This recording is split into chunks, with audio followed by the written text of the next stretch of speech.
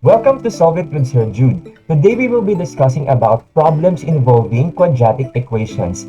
So in this topic, we need the methods in solving quadratic equations.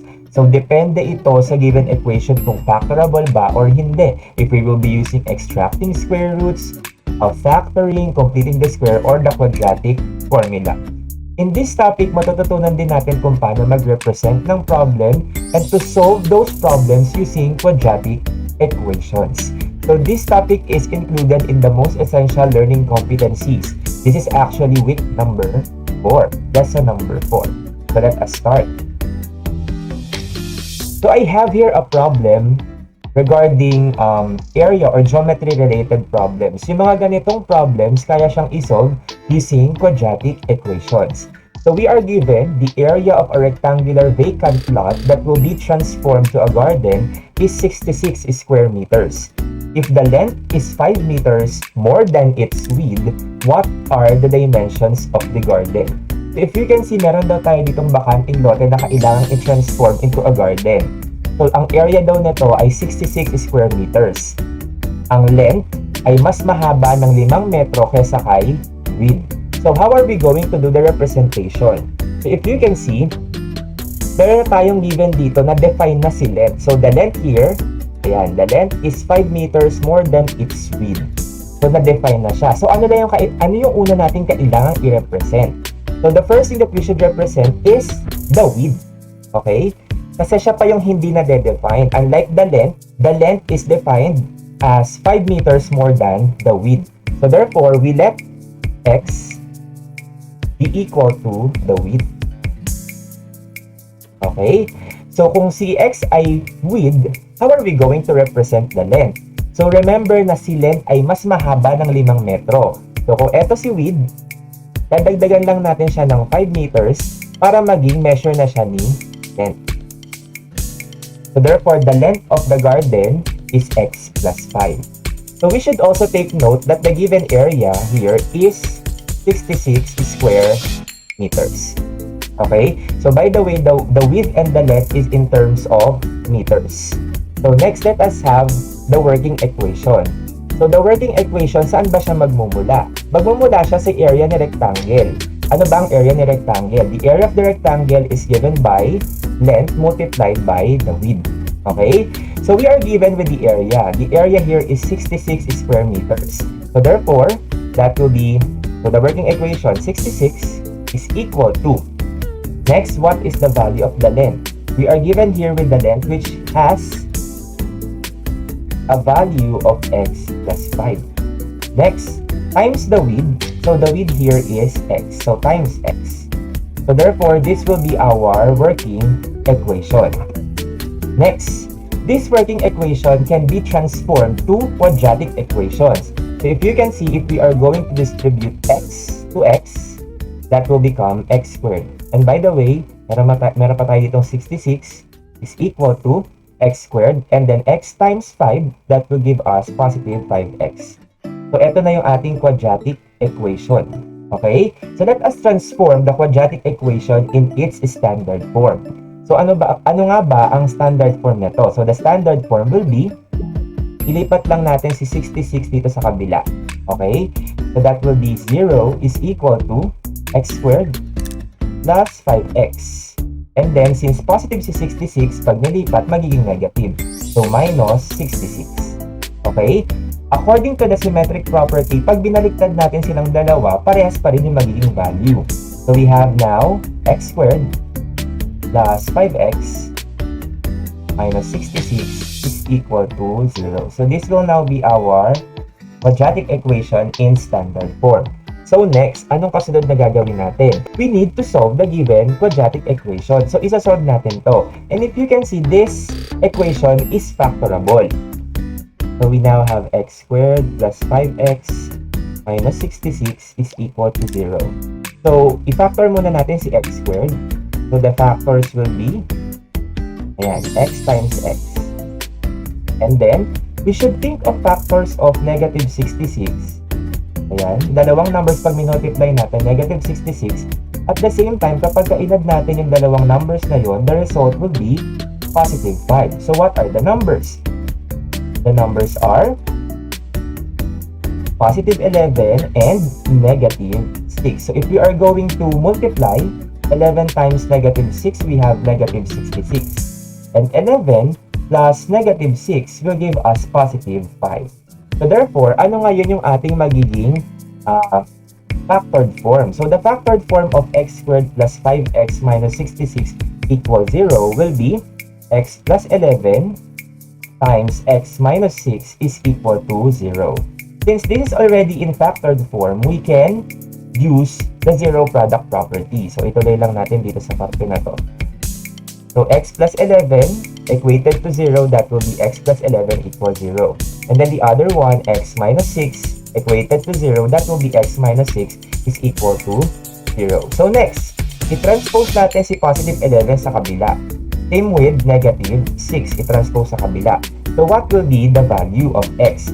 So the first value of x here is negative 11. And then the other value of x will be positive 6. And if you can see, ayan na yung value ni width. So x here is the value of width. So meron na tayong values ni x. We have negative 11 and positive 6. So isa lang dyan ang pwedeng maging value. Ano yung pwedeng maging value dyan ni width? We will only be considering x equals 6. Bakit hindi pwedeng maging x equals negative 11? Why is it na yung width hindi pwedeng maging negative 11? Because there is no such thing as a negative dimension. Negative length, negative width, negative time, negative distance, wala naman. Okay? So therefore, paano natin tatawagin si negative 11? This is what do we call as an extraneous, okay, or extraneous solution. So therefore, since x is equal to 6, so therefore the width of the rectangular garden will be equal to 6 meters. How about the length? So ang ating length, sabi natin kanina, ayan, given x plus 5. Since ang value ni width ay 6, so that will be 6 plus 5. So therefore, the length will be 11 meters. So what will be the dimensions? So the dimensions will be 6 meters by 11 meters. Or pwede natin silang pagbaliktarin since commutative naman sila. Okay?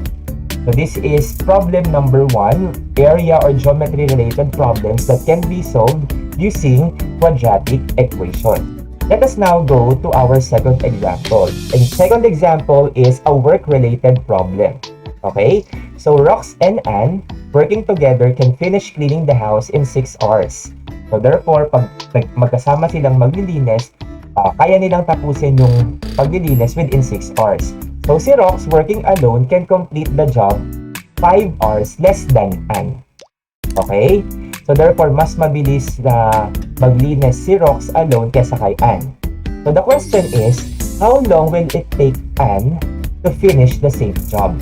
Okay? So let us represent. So ang hinahanap natin dito ay yung time, no, kung kailan sila matatapos. So again, ayan, Rox working alone, defined na siya, no, yung pag-work, yung time ng work ni Rox. So sabi dito, can complete within 5 hours less than Anne. Okay? So therefore, ang una nating i-represent will be yung time ni Anne. Okay? So let x be the time. Ito yung kay Anne. Okay? So next, since ang sabi, Rox working alone can complete the job 5 hours less than Anne. So therefore, that will be, so ito yung oras ni Anne, minus 5 lang kasi less than 5 hours, no? So therefore, this will be the time for Rox. So working together, they can clean the house in 6 hours. So ito si Rox at saka si Anne. Okay, next. Let us have the rate of work. So the rate of work, so paano ba yung kukuhain, no? So the rate of work, so that will just be 1 over the time. Okay? The time required. So for Anne, ang rate of work niya will be 1 over x. Okay? Since working together, we need to add. Okay? Yung rate naman ngayon ni Rox, so ang rate naman ni Rox will be 1 over x minus 5 is equal to yung rate naman ng pag-work nila together, which is 1 over 6. Okay? So next, if you can see, this equation is a rational equation that can be transformed to quadratic equation. So kailangan lang natin silang i-multiply sa kanilang LCD.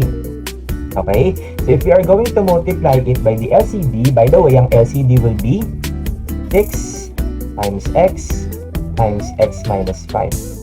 So sabi nga natin sa nakaraang video, no, na ang pagkuha lang ng LCD will be, kung magkakaiba yung denominators, kuhain mo lang yung lahat.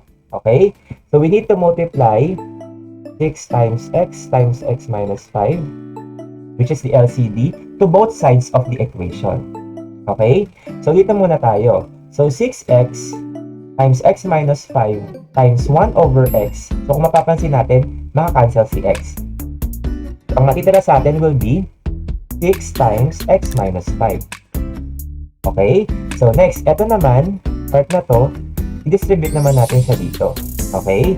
So mapapansin naman natin, si x minus 5 naman yung makakancel. So that will be plus 6 times x. Yun yung natira. Is equal to this part of the equation. So tanggal naman si 6. So ang natira will be x times x minus 5. Ayan. And if we are going to simplify this one, tingnan natin. So 6 times x, that will give us 6x. And then 6 times negative 5, that will give us negative 30. And 6 times x, that will just be plus 6x, is equal to distributive property ulit.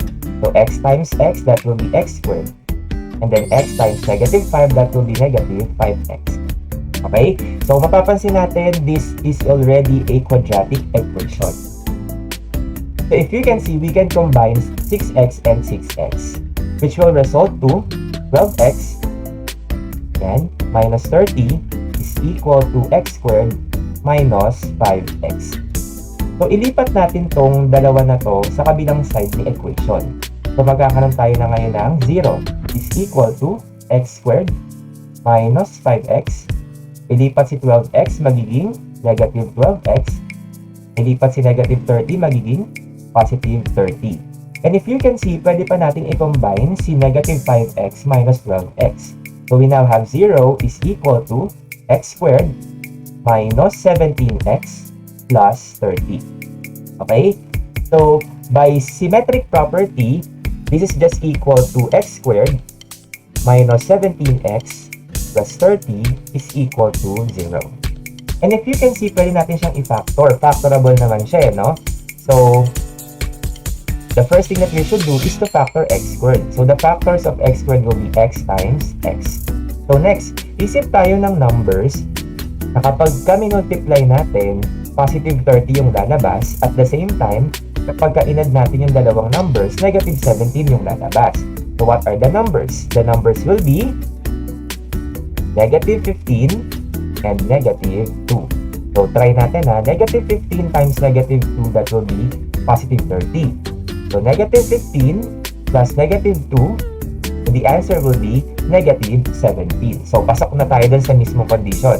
So therefore, the factored form will be x minus 15 times x minus 2 is equal to 0. And if you can see, naka-factored form na siya. Ang kasunod na gagawin natin will be to apply the zero product property. So i-equate natin both factors to 0. So the first factor, x minus 15, equated to 0. And then the other one, x minus 2, equated to 0. So next, kailangan naman natin siyang ilipat. Sino-sino yung mga kailangan natin ilipat? Ilipat natin si negative 15 sa kabila, si negative 2 sa kabila. So therefore, we will obtain the values of x. So x equals, since negative 15 to, it will become positive 15. Okay? And then the other one, x is equal to positive 2. Ngayon, alin dyan yung time ni Ann? Okay? Alin dyan yung time ni Ann? Si 15 ba? O si 2? Sir, pwede po ba si 2? So, tingnan natin. Kung 2 yung time ni Ann, 2 hours, what will be the time na kayang ma-finish ni Rox yung trabaho? So, that will be 2 minus 5. So, 2 minus 5, that will be negative 3. So, therefore, hindi tayo pwedeng magkaroon ng negative time or negative na time. So, therefore, this will be an extraneous root. Okay? Extraneous solution siya. Therefore, ano ngayon yung magiging time of work ni Ann? So, ang time of work ni Ann will be 15 hours. So, kaya ni Ann na kaya ni Ann na mag-finish yung work within 15 hours. Kung 15 hours si Ann, ano naman si Rox? So, that will just be 15 minus 5, which is 10 hours. Okay? So, ang sabi, how long will it take Ann to finish the same job? So, therefore, ang sagot natin will be 15 hours. Okay? So, within 15 hours, kayang tapusin ni Ann yung mismong paglilinis ng bahay. Okay? So, these are only some of the problems na ginagamitan ng quadratic equations. So, let us have example number 3. So, example number 3 is also area or geometry-related problems. But this one has a shortcut. So, paano ba ito sinusolve ganitong kind ng problem? So, if you can see, we are given with the perimeter. And at the same time, we are given with the area. So, since rectangle siya, we have the perimeter of the rectangle given by 2L plus 2W. At the same time, si area naman, ang given natin will be length times width. Okay? Since the perimeter of the rectangle is 22 meters, so therefore, i-substitute lang natin si 22 dito. So, we now have 22 is equal to 2L plus 2W. Okay? And if you can see, all the coefficients are divisible by 2. So, i-divide natin sila lahat by 2. Ayan. So, therefore, we have here 11 is equal to, so cancel na yan, we have L plus W. Okay? So, next, dito naman tayo sa pangalawa, si area. Iwan muna natin to si 11 equals L plus W. So, the area is given by 24. So, i-substitute lang natin dito. So, 24 is equal to length times width. Okay? So, we are now given with the equations. Sir, paano natin kukuhain si length at saka si width? Ang gawin natin, dito sa perimeter, hanapin natin si length. So, therefore, since hinahanap si length, so dapat, ang matitira lang dito si length. Ilipat natin si W sa kabila. So, that will become 11 minus W. So, eto ngayon yung gagamitin natin. Yan, etong equation na to, na isa-substitute natin sa formula ng area. Okay? So, si L, ililipat lang natin dito. Okay?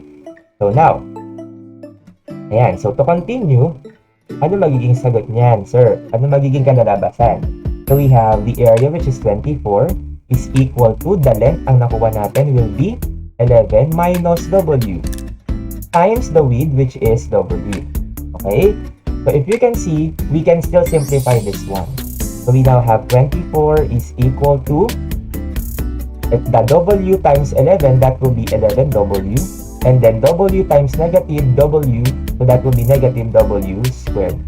So, ang ilipat natin this time will be 11W minus W squared para maging positive si W squared.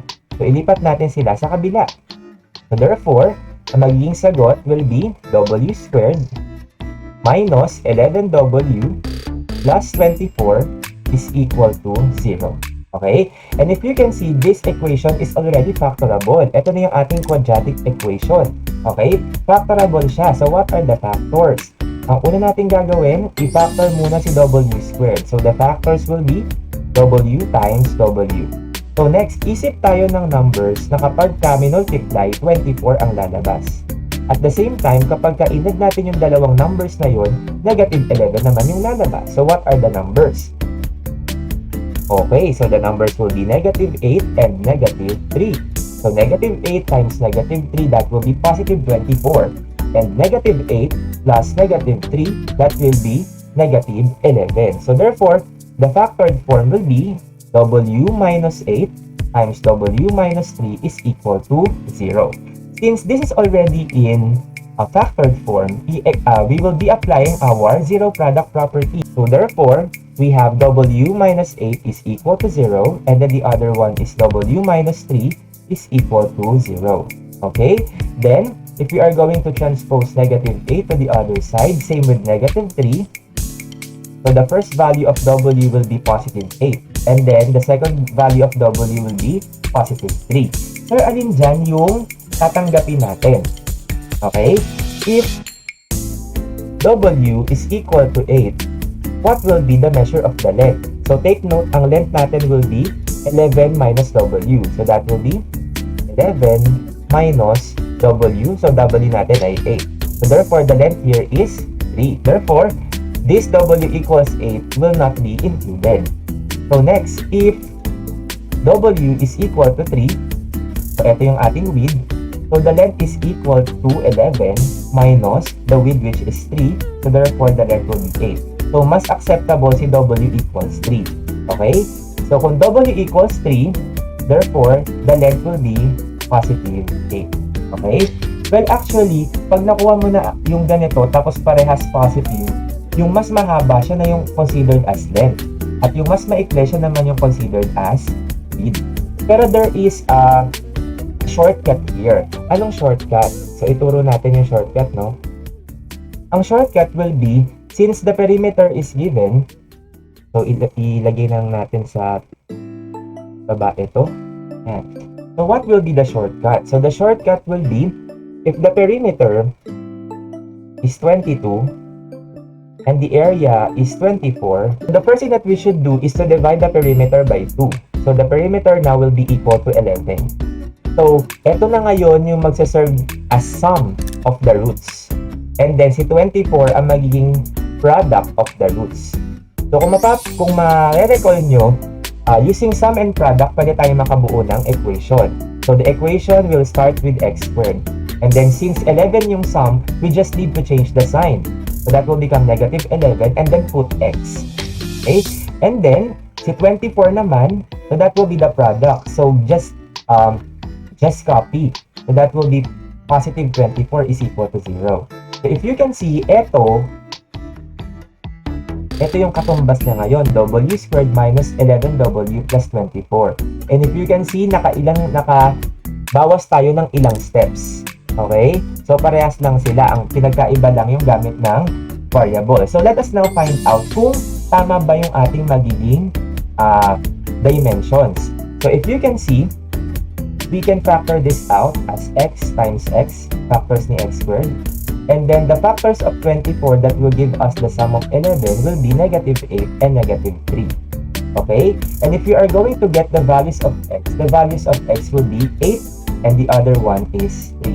So, this will now be the dimensions of the rectangle. Yung length, yung mas mahaba, so that will be 8 meters. And then, the width will be the smaller one or the shorter one, so that will be 3 meters. Ayan. So, kung mapapansin natin, they are just the same. Ayan, yung nakuha natin dito using the shortcut, 8 meters, and then 3 meters, and then the long method. So, this will be in meters, no? Ayan, kalimutan natin lagyan ng label. Okay? So, these are only some of the examples of problems involving quadratic equations. Kung nakatulong sa'yo ito, please like, subscribe, and hit the notification bell for more video lessons. And this is Sir Jude. Good day sa inyong lahat.